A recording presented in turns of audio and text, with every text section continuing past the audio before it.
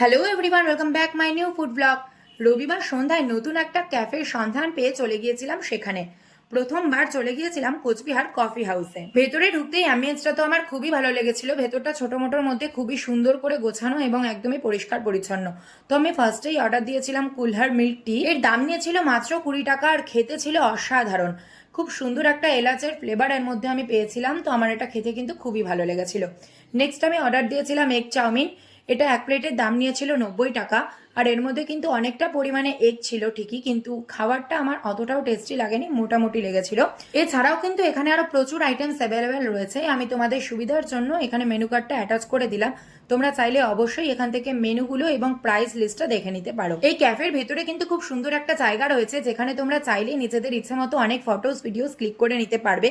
তো এই ক্যাফের লোকেশনটা রয়েছে কোচবিহার দেবীবাড়ি মন্দিরের ঠিক বিপরীতে দ্য কোচবিহার ক্যাফে হাউস। বন্ধুদের সাথে আড্ডা হোক বা ফ্যামিলির সাথে একটু ভালো সময় কাটানো, জায়গাটা কিন্তু একদম পারফেক্ট। তাহলে আর দেরি না করে ঝটপট ভিজিট করে যেও দ্য কোচবিহার ক্যাফে হাউস।